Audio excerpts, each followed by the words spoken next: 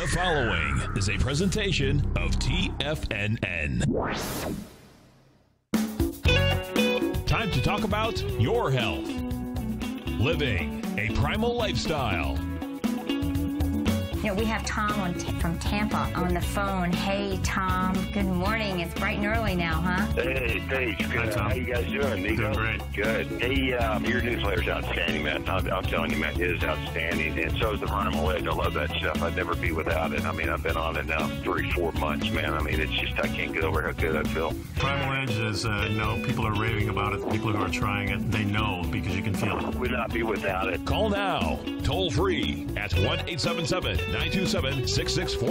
Internationally at 727-445-1044. Now your hosts, Nico and Haan and Paige Clarke. Good morning, I'm Nico and Haan, and welcome to Living a Primal Lifestyle, where we explore a return to a more balanced, natural, wild world. To recover our natural health, our rights, and our freedoms. And I'm Paige Clarke. Good morning. And good morning. It's a beautiful day in downtown Clearwater, 71 degrees and cloudy. Doesn't feel like Christmas. We kind of had nice, Happy New Year. Happy New Year to you. We missed you. Yeah. Well. I hope we'll get to hear about your trip. Yep. So if you have any questions about our show, we'd love to hear from you.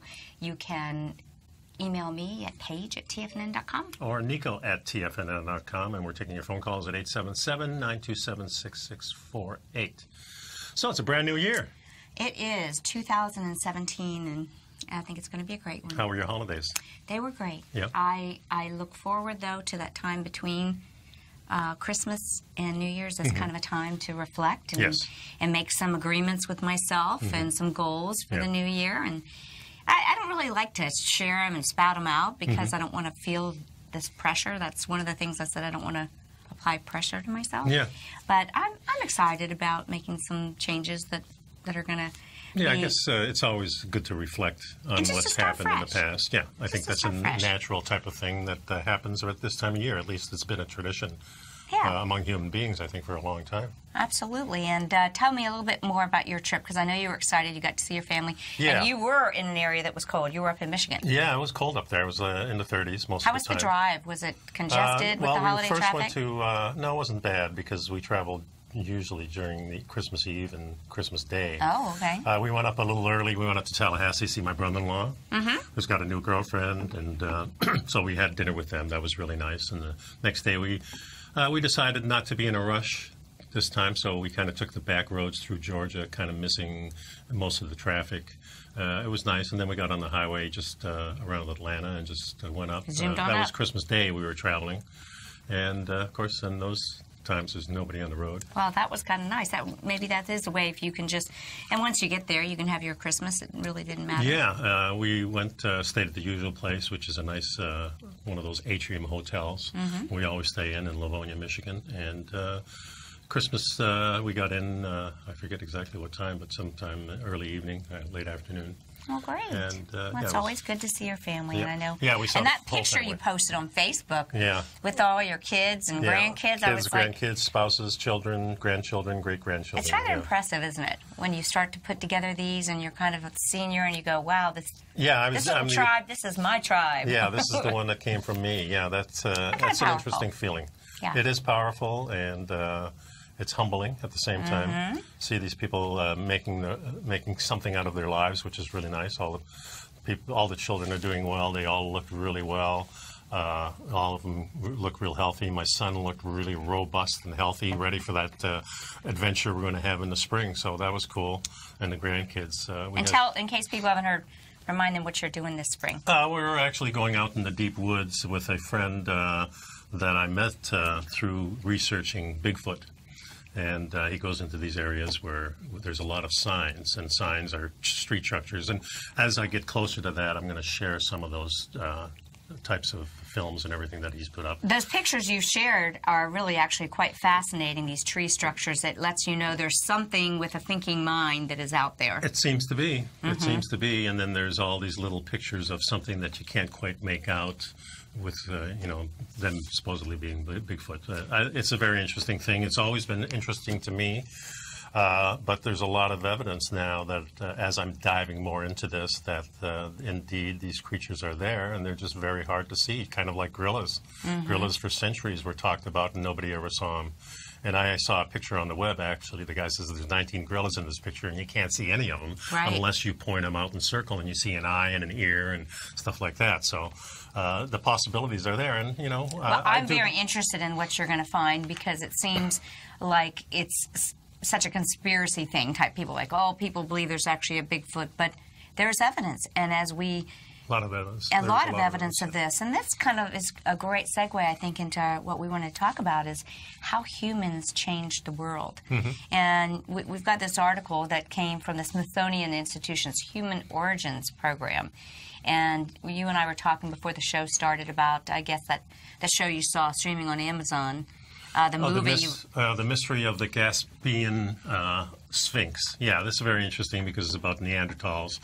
And a whole different light on Neanderthals being actually the lighter-skinned people that were larger. And perhaps the more intelligent, larger brain. Definitely a larger brain, maybe about 25% larger brain, had better vocalizations, had perfect pitch, supposedly. If you look at the nasal cavities, they can pretty much tell what goes through the nostrils and through the vocal cavities.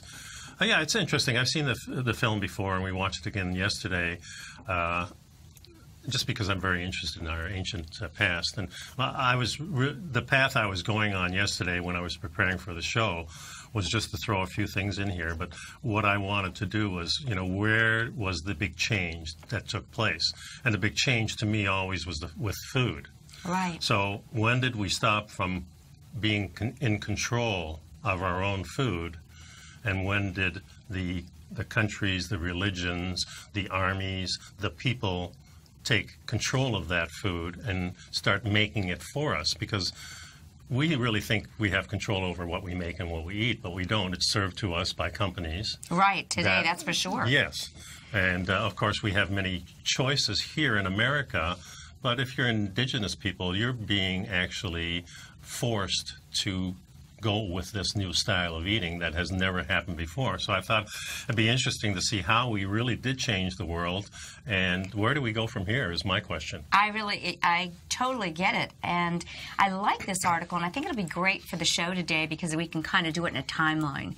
And what I want to kind of emphasize is the fact that what we're talking about now is fossilized evidence of the human origins. Yes. And how it appears they change, but the question also, just like you said, you're very interested in this, I'm very interested too in was our species and the species that preceded us a result of genetic manipulation, perhaps through other species that came from hither. It's possible. You know? And all of these things are possibilities, and I think that taking a look and kind of pointing this out to people based on the timeline will be an interesting conversation for today. Yeah, and some of the things, of course, we're going with fossil evidence, which is very limited. Right. Then we have fossils. Also, if you look on YouTube and you look on the web, you can find fossils of giants. You can find fossils of pygmies. You can find fossils of fairies, even. Even fairies, yeah. So I mean, there's a lot of things that it could be, but we're going to kind of stick to what we know right now. So the number here, folks, is 877-927-6648. I have a brand new health hot off the press, good stuff. All the press, lots of new trends in food that you want to pick up on your copies. We'll be right back.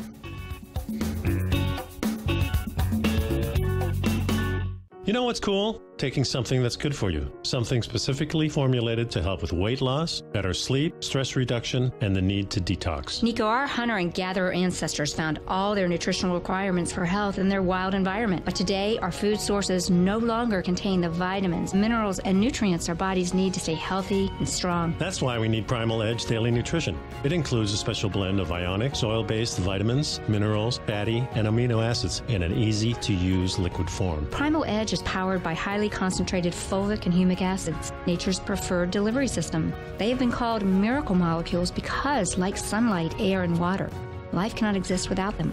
That's right, Paige. They ensure we receive all the nutrition we need to be healthy and thrive. We take it every morning. Primal Edge, formulated and approved by Nico and Paige of Living a Primal Lifestyle. Buy it today for just $89. Click on the Primal Edge banner on the front page of TFNN.com. Platinum, grains, crude oil, gold, copper, cattle, hogs, gasoline, natural gas, coffee, cotton, cocoa, and sugar. These are just some of the commodities mentioned in the most recent issue of Andy Hecht's Techno-Mental Commodity Report. Andy publishes his weekly newsletter every Thursday morning, where he breaks down the commodity market and provides his subscribers with specific trading recommendations based on his trading methodology. By signing up for a free trial to the Techno-Mental Commodity Report, you'll get a full 30 days to try out this powerful newsletter service and see for yourself the types of trades Andy has recommended for his subscribers. When you sign up for a 30-day free trial, you're under no obligation to pay anything. And should you decide to continue, you will lock in the low rate of only $79 a month. Sign up right now for the Techno-Mental Commodity Report and make sure you're ready to catch the next big trade in commodities. For more information and to get started today, visit the front page of TFNN.com. Are China A-shares hot or not? If you trade China A-shares, now may be time to take a closer look. Trade CHAU or CHAD, Directions Daily CSI 300 China A-share Bull and Bear ETFs. China A-shares in either direction. Visit directioninvestments.com today. An investor should consider the investment objectives, risks, charges, and expenses of the Direction shares carefully before investing. The prospectus and summary prospectus contain this and other information about Direction shares. To obtain a prospectus or summary prospectus, please contact Direction shares at 866-476-7523. The prospectus or summary prospectus should be read carefully before investing. An investment in the funds is subject to risk, including the possible loss of principal. The funds are designed to be utilized only by sophisticated investors such as traders and active investors. Distributor Foreside Fund Services, LLC. Nico and Paige take your phone calls now. Toll free at 1-877-927-6648. Internationally at 727-445-1044. And welcome back to Living a Primal Lifestyle. And we're talking a little bit about how humans changed the world. And, you know, it was for millions of years. All humans, early and modern alike, have had to find their own food. And humans spend a great part of their day gathering plants and chasing animals or scavenging animals. But it was just within a small window of time, like the past 12,000 years, that our species, Homo sapiens, actually made the transition to producing food and actually changing our surroundings. And Nico and I are going to kind of go through a little timeline as we know it, just to kind of paint a picture. Yeah. And let's take a look at how we've changed. Yeah, and when we say that it started about 12,000 years ago, that started in specific areas in the world, and they were very localized, and it didn't spread very quickly. In other words, modern Europe was not modern in those days, and probably the white man had just kind of arrived about 10,000 years before that time, maybe 20,000 years ago in Europe. But let's go back 200,000 years. You know, 200,000 years we see the modern human evolves according to this timeline in Africa, and it was a time of dramatic climate change, and the modern humans were evolving there, and like early humans, modern humans gathered and hunted food, and they evolved with behavior that helped them respond to the changes of survival. Yeah, the first humans shared the planet with at least 3 other species that we know of. And early humans. Yeah, of early humans, and probably there were 5 altogether that we think now. But we became the only survivors in that family tree. So by about 160,000 years ago, modern humans started collecting and cooking shellfish. So, and you know, there's a lot of people that believe it was the introduction and use of shellfish that helped the brain expand because of the omegas and the iodine. Yeah, I think large animals too. You know, they were definitely with the large animals for thousands and thousands of years until maybe they were gone. By 130,000 years ago, modern humans exchanged resources over long distances. Oh, they started trade. They started trading with each other. There's evidence of trading 130,000 years ago. Yeah. So 90,000 years ago, they were starting to actually make tools. Right. for fishing. And then by 60 to 80,000 years ago, they started spreading into Asia. By 70,000 years ago, they were putting information on objects. So they were starting to do a little carving, perhaps. But they were near extinction, is what it says here. Yeah. That actually around 75,000 years ago, modern humans almost became extinct as a result of probably climate change. Global warming? Probably global cooling. Probably global cooling. Yeah, the population may have been reduced to about 10,000 adults of reproductive age. That's a very significant reduction from what we would imagine. Yeah, and then, of course, the species started leaving. The extinction of Homo erectus became around the time of maybe 70,000 years ago. And then the creative. Well, so that's what happened. So they lowered down to about 10,000, and then the particular species Homo erectus became extinct. Right. And modern humans were beginning to create permanent drawings that were giving us a lot of ideas. And Homo erectus was much like the modern human and communicated, built fires, and hunted just like we did. Probably a smaller brain. Yeah, if you look at Homo erectus's head. The brain cavity above the brow line is smaller. Smaller. So by 50,000 years ago, modern humans reached Australia. Well, before that, they started creating permanent drawings. Oh, yeah. And this is really fascinating because a lot of the caves that we see in France, now a lot of people are saying that they think the Neanderthals may be the ones that actually made those drawings and not so much modern humans, because these drawings do go past 30,000 years, and the extinction of Neanderthal was somewhere in maybe 20,000 years, maybe 28,000 years. So we had the Homo sapiens, the Homo erectus, and then Neanderthals, and we're seeing now at this 50,000 years, 70,000 years, 60 to 40,000 years ago, Homo erectus kind of starts to fade out. Then Neanderthal, and that was very interesting, that show that Nico shared with us about the Neanderthals, that they actually believe the Neanderthal are the ones that had the blonde hair, red hair, fair skin, and maybe Homo more of a... Homo sapiens were more black and brown. Yeah, so maybe the white race actually did come from Neanderthal.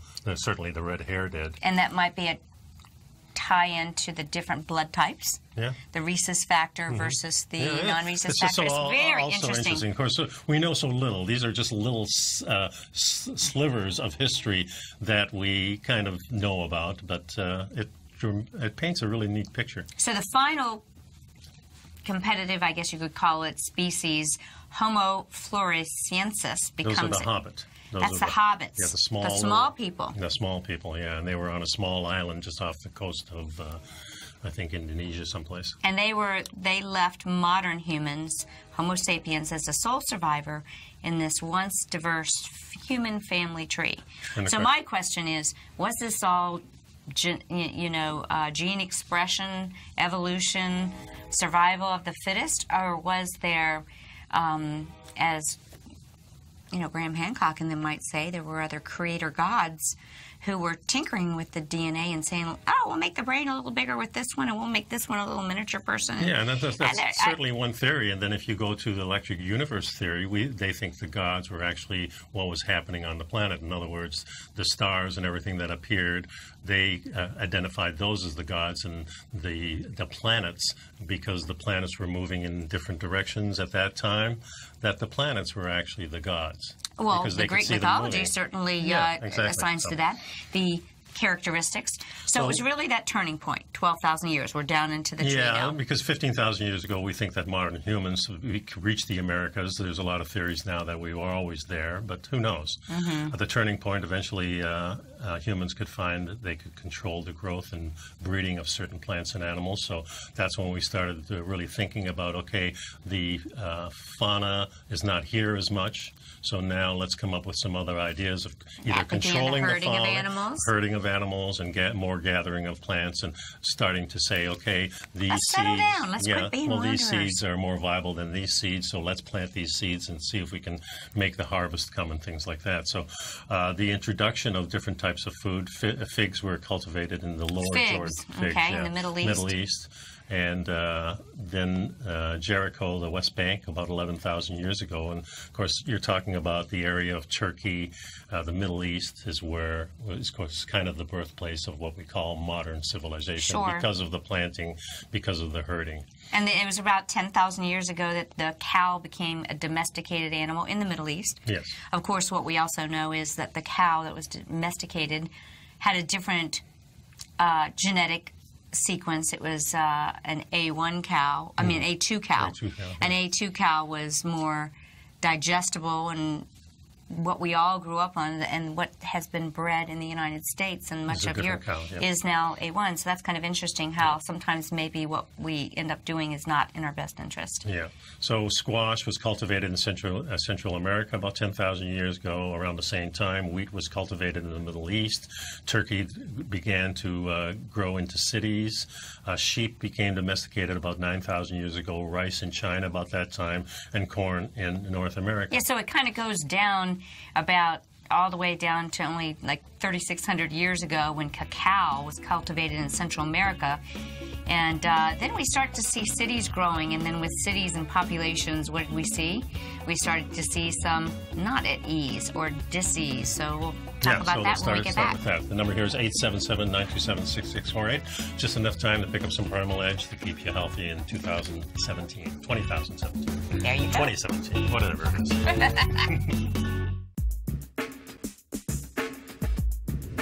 Would like to tell you about the personal training studio that Nico is the owner and president of, Performance Training. Since 1998, Nico has trained individuals and groups to improve their health both mentally and physically. As a certified personal trainer, Nico's main focus is on demonstrating exercises correctly to avoid injury and teaching his clients how to manage their past injuries while getting the most out of their personal training sessions. The Performance Training Studio is filled with unique training equipment that enhances balanced results at a faster rate while minimizing damage and discomfort. For more information, you can give Nico a call at 727-418-8740 or email him at nico@tfnn.com. Let him know you heard him on TFNN and save up to $100 on a special package just for TFNN listeners. Act today.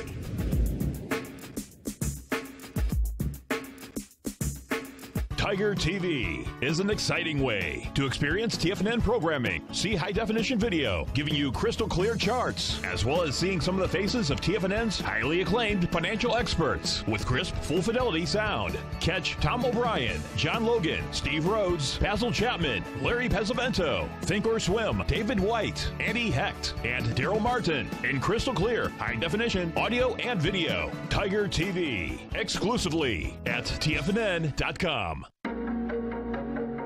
Has the current market volatility continued to stop you out of trades when the market spikes against you? Now is the perfect time to open up an account with Nadex. Nadex, the North American Derivatives Exchange, is a brand new, completely regulated Chicago-based exchange, and unlike most other exchanges, Nadex allows you to trade directly through them with direct market access when using their completely free trading platform, which also features real-time charts and full customization capability. One of the advantages of trading with Nadex in volatile markets is that your risk is always capped and you have the ability of keeping your trades open even when the market spikes against you. Nadex is completely brand new with a line of unique trading products that are unavailable anywhere else. See how it works at nadex.com. That's NADEX.com. Or click on the Nadex banner on the front page of TFNN.com. Futures and options trading involves risk and may not be appropriate for all investors.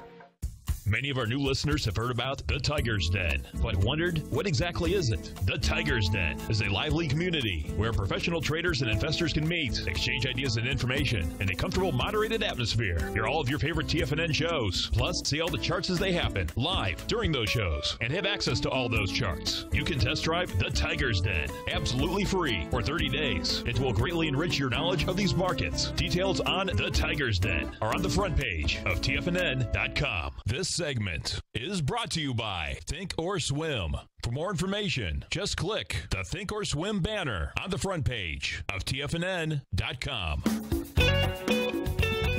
And welcome back to the show, folks. So we're at a point here in our history about 7,000 years ago where we started cultivating potatoes in South America, bananas cultivated in Southeast Asia, horses were domesticated in Europe at 5,600 years ago. Cities started to appear in ancient times of 4,400 years ago and we in fell South in love America. with chocolate 3,600 years ago. 3,600 years ago. And then Athens 3,400 years ago. We're starting to see cities really in growing China population and Italy, centers. Yeah, so, and around 2,000 years ago, tea was cultivated in China. Then we started having the diseases that you were talking about because the cities do that. Of course, we carry things with us, and when we're in close quarters like that, then things makes you wonder if we were actually grow. Designed to live in close corners. You know, that's Well, where the diseases and the, yeah. for example, the bubonic plague killed up to 10,000 people a day. That's in Europe, North Africa, and the Near East. Right. That was very significant. It was actually, we lost 1/3 of Europe's population during that time, during the 1345. Yeah, so the 12th century. Yeah. The bubonic plague kills the third of the entire Europe population. Influenza in the 1918-1990 killed about 40 million people. That was about 5% of the human population. So here we are in the 20th century. By 1995, at least 83% of the Earth's land surface has been directly affected by humans. What they mean by that, instead of we're everywhere. Well, not only that, is that we changed from a wild area to a more domesticated areas. We've domesticated the planet. Yeah, we domesticated We put our the footprints planet. everywhere. Exactly. And so we're going to talk about what are the benefits of what we've done and how we've conquered the world, so to speak, but what are some of the costs that we see? Well, here's a nice graph. Okay, this is the world population growth from agriculture. So we started here very 10,000 years ago, right? And now at that so upturn. we were cultivating it in pockets all the way along this timeline and around the Industrial Revolution. And what happened in the Industrial Revolution? We were able to transport crops and so forth. Transport, but more importantly, we got the technology to mill these things. The rice weaver, in China was around that time. The grain machines. The grain machines, yeah. So we started really being able to do this on a mass spectrum. Remember, even in the Roman times, we were still making bread because the Roman armies all marched on bread. This is how you could get a large population of men, and maybe some women too, into different areas because you could carry the food with you. You can't carry animals and stuff like that. It's too much, but grain is very easy, and then it's easy to prepare at the end of the trip. So that's how, one of the ways they were able to build armies. Right. Activated barley is what I heard is actually, a sprouted grain was what was responsible for making the Roman armies so strong and resilient. Yeah, and addictive to it. They really wanted their bread, and this is how they held them kind of hostage. Because they controlled. Remember, people, when you get a surplus of food, you have to lock it up. That's kind of the first thing that happens. You got it in a jar and you want to protect it. But now if you have whole grain stores, you better lock those things up and then you have to guard it. So that creates a different type of system than we're always sharing things. Right. So food, we knew the food was going to deteriorate pretty quickly, especially animal food. So it had to be eaten and shared. That's the only way you could do it. And that was the tribal. Then we started to become domesticated and producing yeah, so everything changed. So that's the real pivotal point to me, even though it started way back here 10,000 years ago, not until we became mechanically inclined.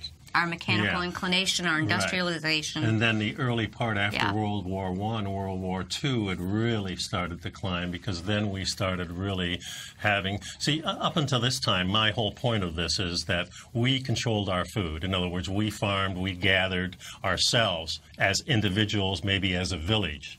Right. But now it's all controlled by other people. Well, and even the food changed. Industry. And remember, they had to change the food.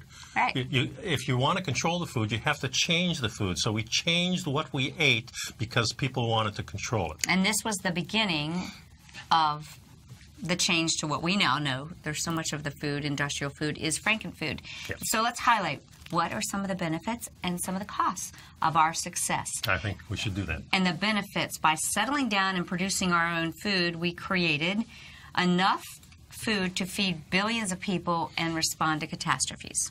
Right. Although we know some of the food that we ship to people is not the best food for their health. Worst food. Yeah, it's the worst food. However, That is true. We have been able to build buildings that protect us from extreme weather. Yeah, we got out of the cave. Yeah.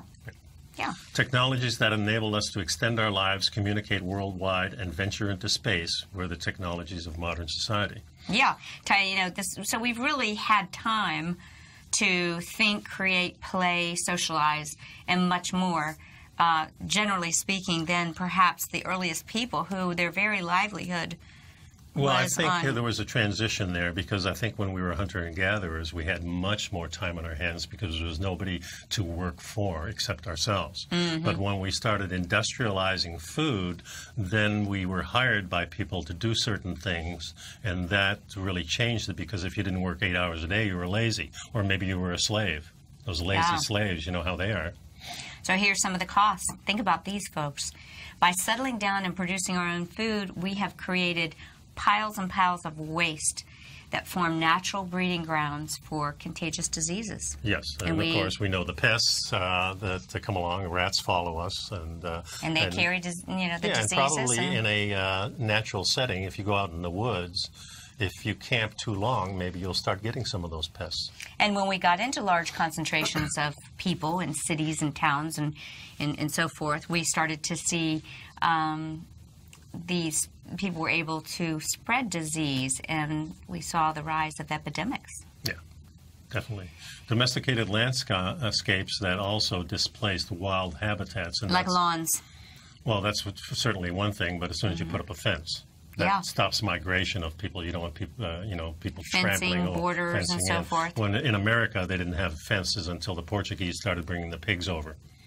And the pigs running wild, running through your garden, you don't want that. So, and that's crucial there, Nico, because that's a loss of wild species. Yeah. And with a loss of wild species... I think there's a whole new movement coming because I know I got some notices from Nora Gagatis, and she's talking about a new book that talks about reinventing our wild areas, and that's really what I'm all about. I think that's our natural way to get back to what we were, is to start increasing our wild areas, start enjoying our wild areas, start managing our wild areas like our ancient ancestors did. They didn't interfere. They kind of manicured a little bit. They kind of, they weeded things and they made things look nice. And especially in the national parks, we have direct evidence that the local Indians for hundreds of years did many, many of those types of things to help the wild itself. So it's a cool well, I think that's a great move in general. If we're going to be allowed to do that, that will be super. And here's some great moments before we go on the break. That great movements. Well, let's wait because this is a big part of what we're talking about here. Yeah, we'll go through great moments. I'd like to really remind people that I have the new Health Signals newsletter out, and a lot of good things in here. On the last page, I just put a little bit of celebration time to just get in touch with the winter solstice that just happened and think about what's coming for the new year. Exactly. So please pick up the Health Signals newsletter. Please pick up our Primal Edge. And, of course, you can call us at 877-927-6648. Through the whole 2017, folks, we're going to be here twice a week for you, trying to help you stay healthy, get healthy, or maybe just turn the corner in the way you're thinking about your food. And that's what I want to do. So we'll be right back.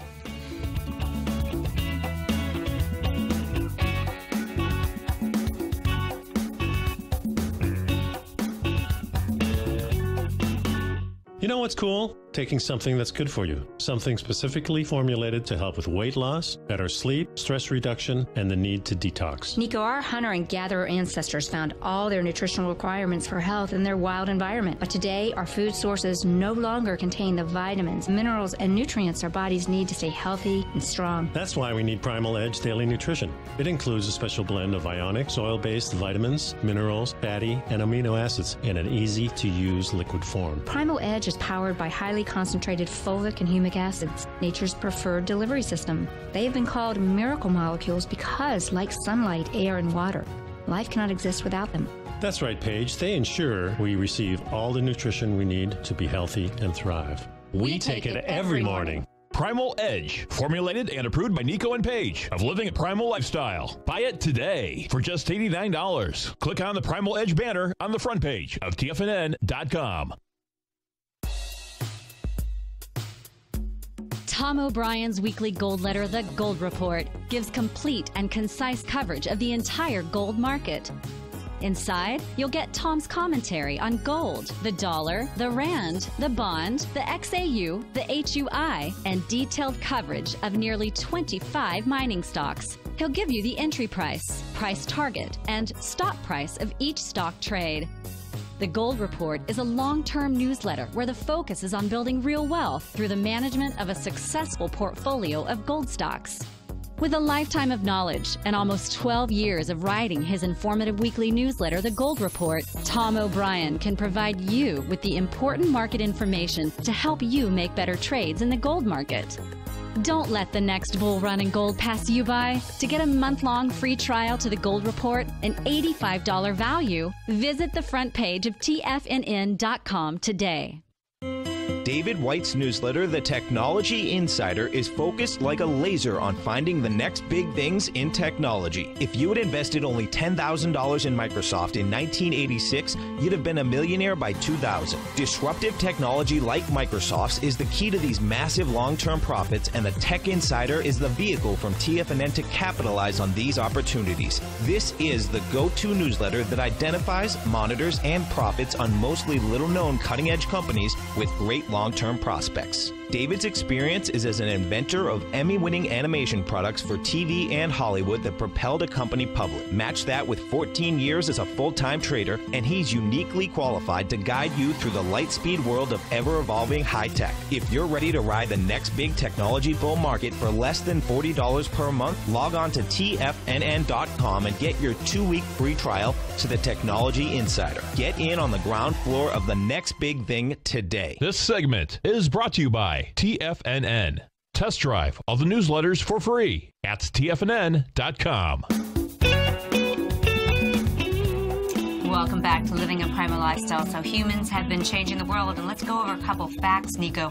How we've changed the world of agriculture, how we've changed the world of animal domestication, how we've changed food technology, how we've changed the growing number of people, and then finally, of course, some unintended consequences. The great moments in food technology, there's 5 listed here, and these are important. 9,500 years ago, or actually 9,500 before BCE, is the grain storehouse. That's when we started storing grain, and that's when we see people moving around the planet a little bit more and probably conquering different areas. The iron plow in 500 BC. In 63 BC was the water-powered grist mill. Right.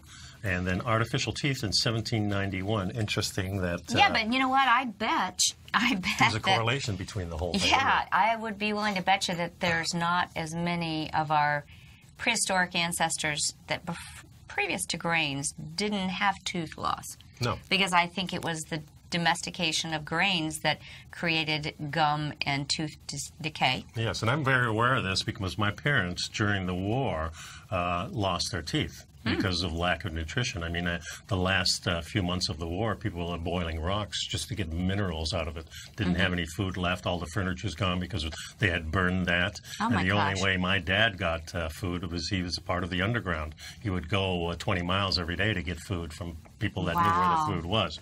So the lack of nutrition is what happens to us, and this is why people lost teeth, and that's why they So it wasn't until nearly the 1800s that they figured out how to make artificial teeth.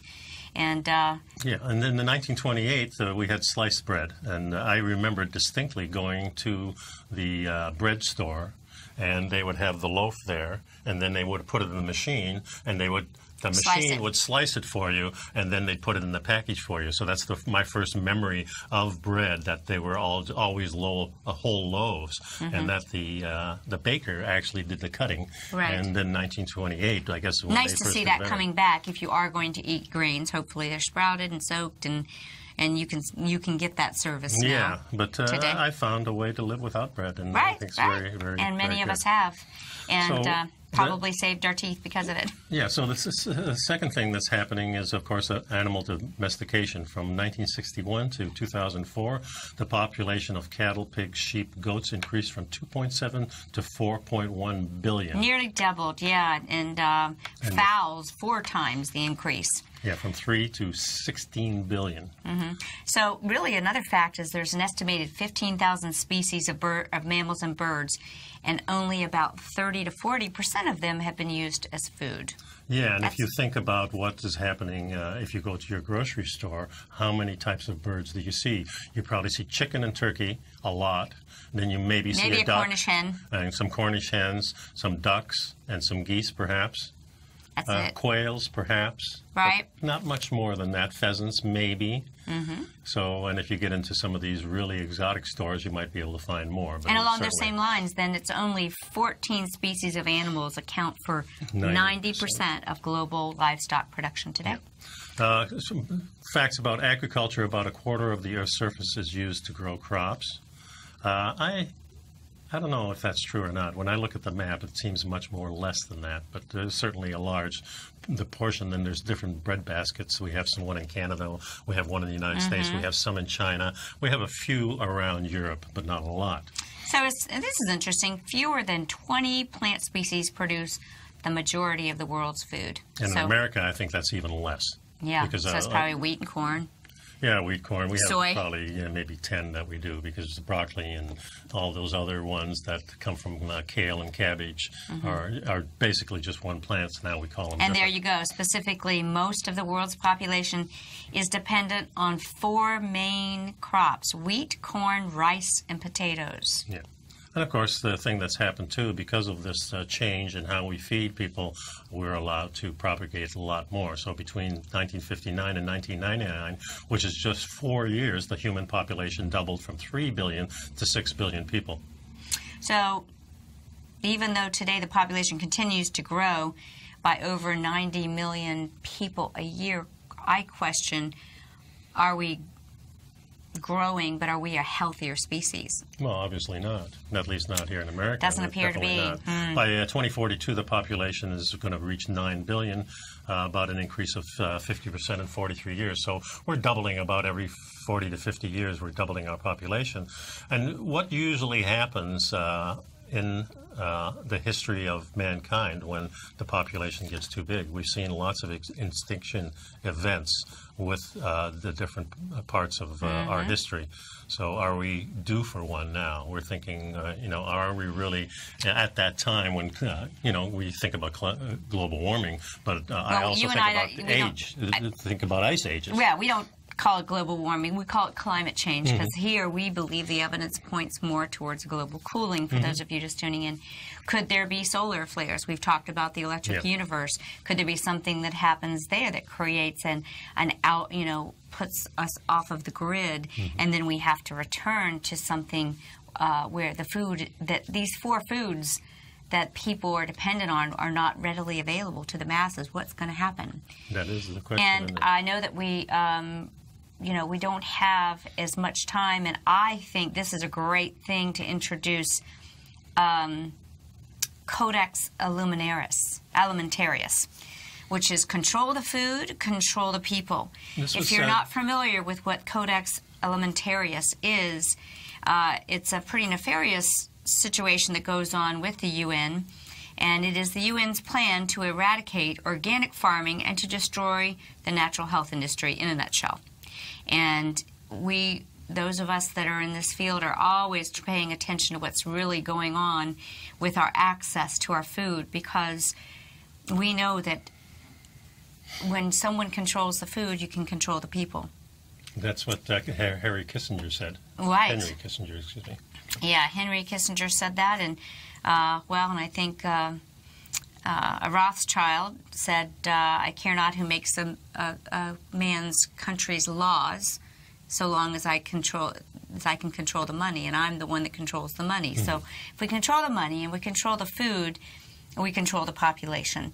And I want to read to you a quote that I love to share. It was said by one of our founding fathers, Benjamin Rush, who was a physician and also a signer of the original Declaration of Independence. And I want to leave you with this thought.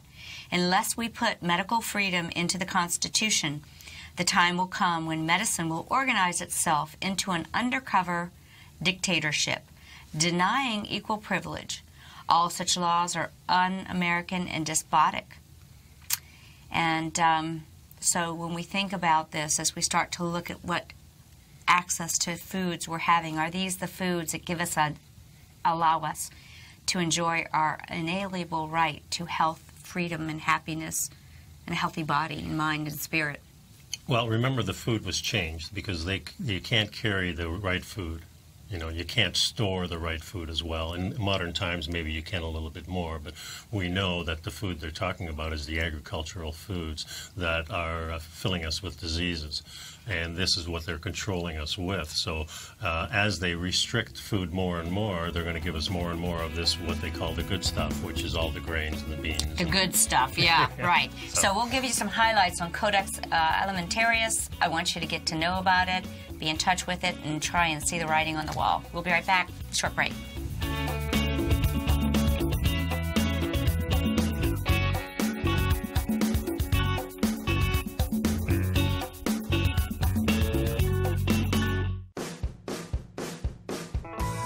Hi, I'm Steve Rhodes, host of the Trader's Edge, heard daily at TFNN.com and author of Mastering Probability, a daily investment and trading newsletter service that I send out each morning by 8 a.m.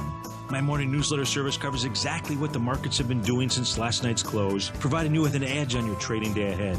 You get actionable trading ideas, including the exact entry, stop, and profit targets. Plus, I'll teach you the patterns and hidden market correlations that will make you a better trader. As a subscriber, you'll gain access to my 90-minute money management workshop, where I'll teach you the secrets that'll save your assets. The bottom line, I've got your back, including a 30-day money-back guarantee. See for yourself the type of analysis I provide each trading day by signing up for Mastering Probability today. With nothing to lose, this is an offer you should not pass on. Mastering Probability can be found under Trading Newsletters on the front page of TFNN.com.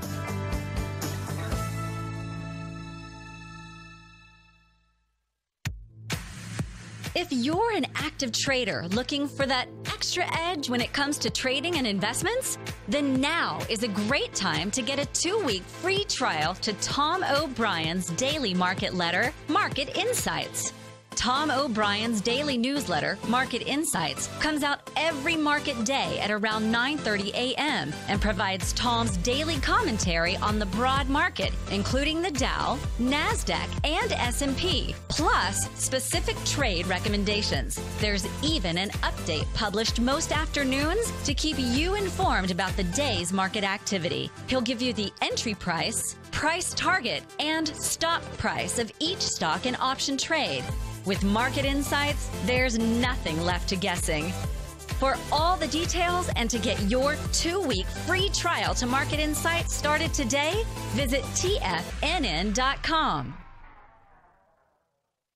No matter where you're listening to TFNN programming, you can always access your favorite shows on demand through TFNN.com. TFNN airs live programming every market day from 8 a.m. till 6 p.m. Eastern, and you can view each program by accessing Tiger TV through our homepage. We even have an easy link for all mobile devices, including iPhones, iPads, and Android devices, located in the top right-hand corner of the TFNN homepage. You can use your smartphone to view Tiger TV, but if you don't have a connection that can keep up with streaming live video, then you can simply visit TFNN.mobi in the browser of your smartphone for live streaming audio of all our programs. The mission of TFNN is to educate our audience directly and interactively through our interactive website and call-in talk shows. TFNN is able to teach all levels of investors the technical skills needed to trade in today's marketplace. In order to get the best information possible, TFNN has assembled the most respected financial minds in the country to provide the most current news and comprehensive advice available. TFNN.com. Educating investors. Join John Logan as he teaches you trading techniques utilizing the TAS Profile Scanner. The Global Market Pulse, next on TFNN.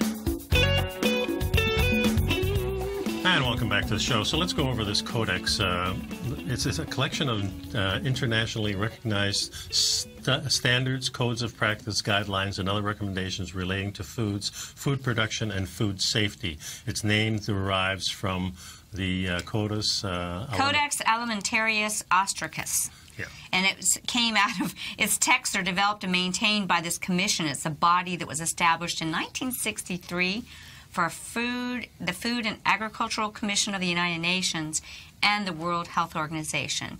And they say that their aim is stated to protect the health of consumers and ensure fair practices in the international food trade. Yeah.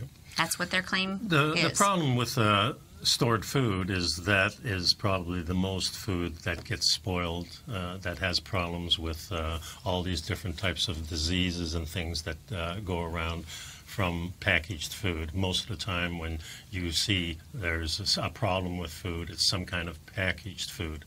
That's where the problem lies. Or long-term stored food like grains and silos. And the reason I wanted to bring this whole thing up for this and going down the timeline is we have to turn this around and we have to start producing our own food. That's the most important thing to me.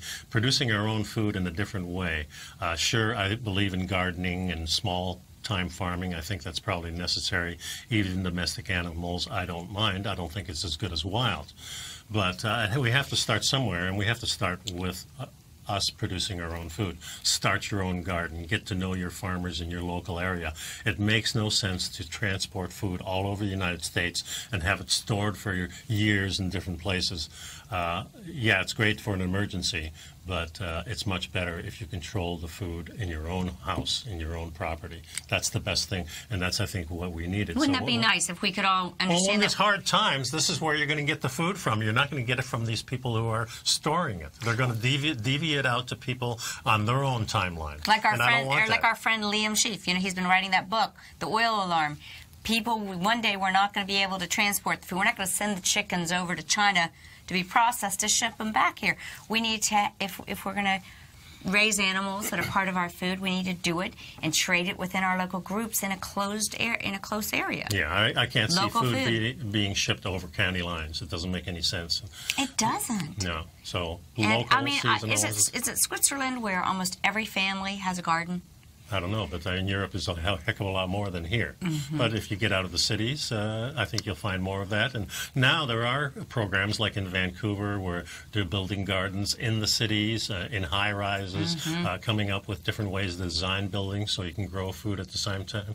There is a lot of interesting people all over the world that are diving in and saying, okay, let's take this back. And I think that's what you should be researching, is get to know some of these people, get to know where it's happening so you can join in. And I think as we go through 2017, this needs to be at the forefront of what living a primal lifestyle is about, giving you information where you can get this great food, and don't go down to your local supermarket. Start finding your health food store. Start finding your own farmers. Start talking to your neighbors. Well, as you all know, I'm really involved with the Weston A. Price Foundation. Yeah. The Weston A. Price Foundation has long prepared their 2017 eating guide. If you want to get one, you can contact me or go to the Weston A. Price Foundation. They'll send you one. It's a nice book that gives you all kinds of sources, phone numbers of where you can get food that's local grown, and help you find your local producers of foods so you can create your own area to stay healthy. Because organizations such as Codex Alimentarius, whether or not you believe it, some of their intent may be nefarious and not in our best interest.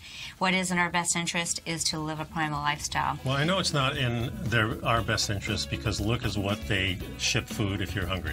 If you're starving and you're in a disaster area, they ship food that you can barely eat. That's right. So they're not in our interest. But we're all about helping you figure out what will keep you healthy and wealthy and wise. And we'll see you next time. Thanks for sticking around, folks. See you next time.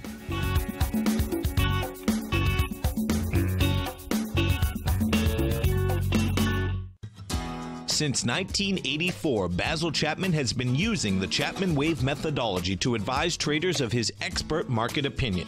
While originally hand-drawing charts from the late 1970s into the 1980s, Basil noticed that prices under most circumstances virtually always had a certain number of legs to the upside before declining sharply. Later, Basil found that computer software, which included the standard market technical indicators, enhanced the degree of accuracy in calling price turns, as well as market trend calls. Thus was born the Chapman wave sequence. Using the Chapman wave methodology along with other indicators, Basil Chapman advises his subscribers of his expert market opinion each market day with his opening call newsletter. Right now, you can get a 2-week free trial to the opening call, Basil's daily trading newsletter, by visiting the front page of TFNN.com. Cancel at any time during that trial and pay absolutely nothing. Get your 2-week free trial to Basil's newsletter, The Opening Call, today by visiting TFNN.com.